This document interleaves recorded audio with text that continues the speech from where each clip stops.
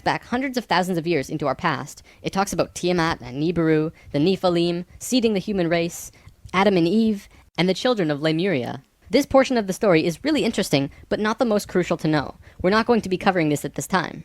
We are, however, going to be picking up the story at the end of Lemuria, and discussing the events of Atlantis up to present day. What I'm going to tell you is a mix of what these records say, along with what Thoth has told us for some finer details. Please have your own experience while watching this. I'm not going to tell you that this is fact. I am simply saying, decide for yourself.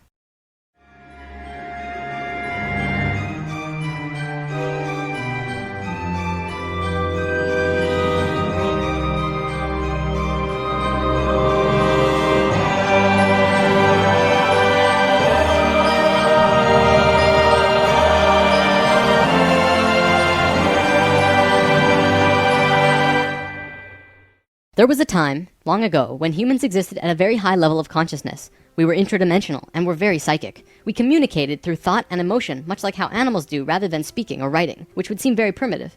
We lived primarily on a large string of islands called Lemuria, but there was a consciousness shift. We moved up in consciousness, and the islands of Lemuria sank beneath the oceans.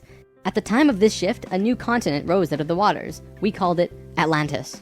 Back in the early 1900s, the spiritual path of the United States was similar to what's happening today. People began to learn about meditation and study ancient lands like Atlantis and Lemuria. We actually found quite a bit of evidence that Lemuria existed, and it had to do with coral.